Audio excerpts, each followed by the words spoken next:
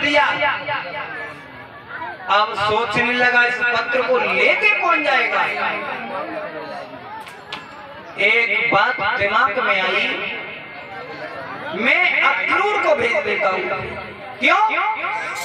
जो कन्हैया के चाचा अक्रूर जो थे वो कंस के यहाँ मंत्री थे। सोचने लगा अगर मैं अक्रूर को भेजूंगा तो भैया पे जरूर भरोसा करेगा। अक्रूर को पास में बुलाया। एक बात कही, भैया हाँ, तुम वृंदावन के लिए चले जाओ और कन्हैया और बलराम को अपने साथ बुला के ले आओ।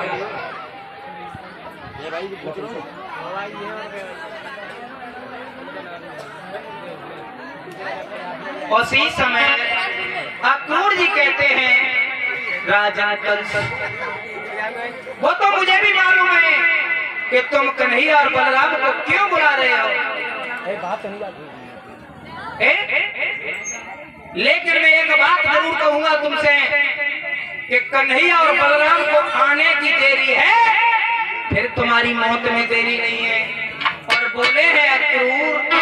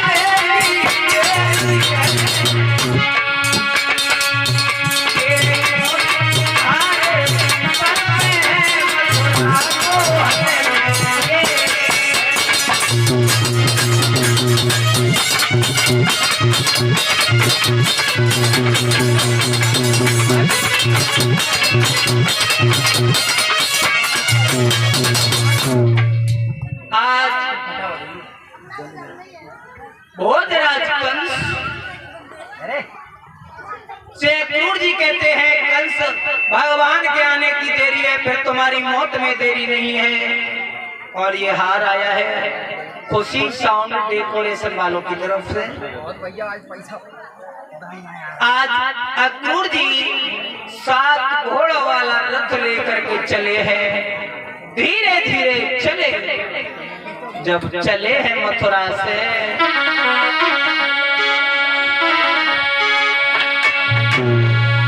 रथ आगे बढ़ो, मन में कृष्ण खड़ो मेरे भाई, वृंदावन की सीध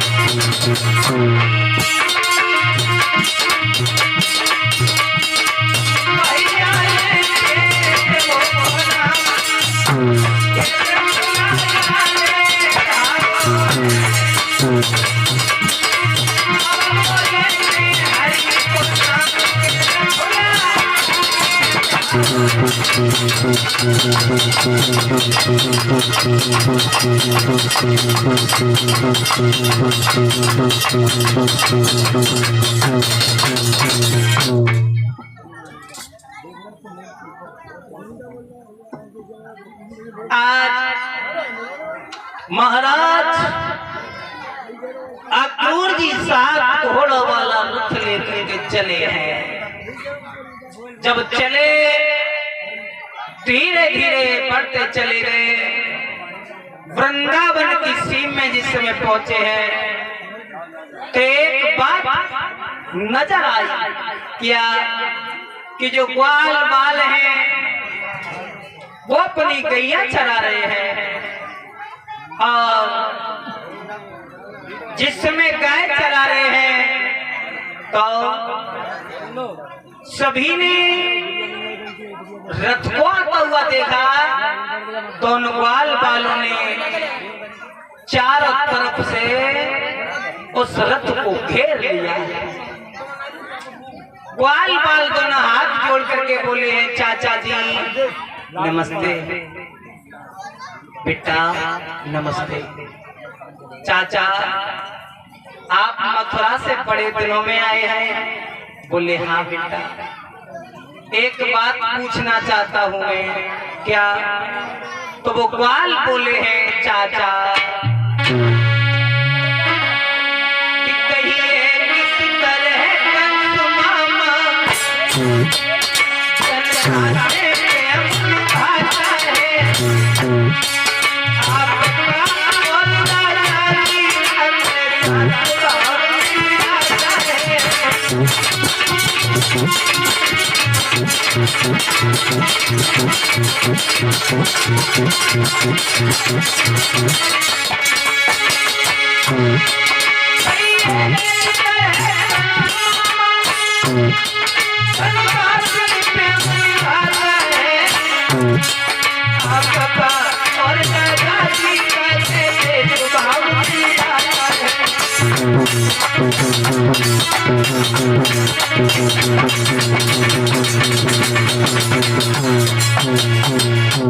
जब आप यह चाचा मुझे ये बता दो, मैंने सुना है कि कंस बहुत बड़ा पापी है और तुम्हारा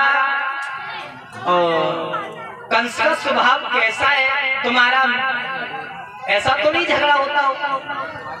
कैसे रहते हो तुम? अक्रूर जी बोले लला अब रह क्या रहे, ऐसे रह रहे हैं जैसे कि 32 दांतों के बीच में एक जीभ रहती। एक और बात बताएं, एक दिन जब जीभ में और दांतन में लड़ाई हुई, जब लड़ाई हुई दांत बोले 32 हैं, काट के फेंक देंगे नैनी नैनी। जीभ बोली भैया हम तो तुम्हारी हसन सेवा करती रहती हैं, तब तो वैसी बात। बोली क्या सेवा करती है? बोली भैया अगर तुम्हारी दांत में कोई तिनका फंस जाए तो हम निकालना तो तुम चैन से न बैठो। हमारी बात झूठी मानो तो आज शाम को तुम अपने घर में बनाइयो भिंडी या बनाइयो कुत्ती की फरी, तो कोई तिनका अगर दांतम फंस जाए तो जीभ तब तक मुंह लगी रहे, तब तक मुंह लगी रहे जब तक बाहर। जीभ बोली मैं हमेशा तुम्हारी सेवा करती हूँ, फिर भी ऐसी बात? अरे सेवा नहीं करेगी तो काट के फेंक देंगे 32 है। अब जीभ बेचारी कब तक सुनती? बोली सुनो तुम 32 की बार बार घोष देते हो, मैं तुमसे कहूँ तगड़े आदमी से ऐसी बात कहूंगी तो मैं तो कहीं के भीतर घुस जाऊंगा। अब वो ऐसा घूसा दे तो तुम 32 नीचे आ जाओगे। लाला मैं ऐसे रह रहा हूँ जैसे दांतों के बीच में एक जीभ रहती है। आज अक्रूर जी आगे बढ़े हैं, बाबा नंद के पास से पहुंचे और जैसे नंद बाबा ने आता हुआ देखा अक्रूर को, एकदम भाग करके अपने सीना से लगा लिया। भैया बड़े दिनों में आता हुआ देखा, नंद बाबा को अपने छाती से लगा लिया। नंद बाबा भागे अक्रूर को अपने छाती से लगा लिया। भैया अरे बड़े दिनों में तुम्हारा आना हुआ है, आज कैसे मौका मिल गया जो इस गरीब के द्वार पर चले आए। पर बोले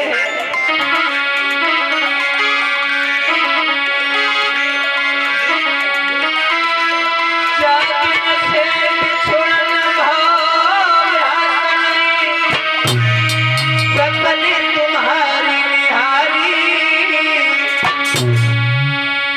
और कौन सी बात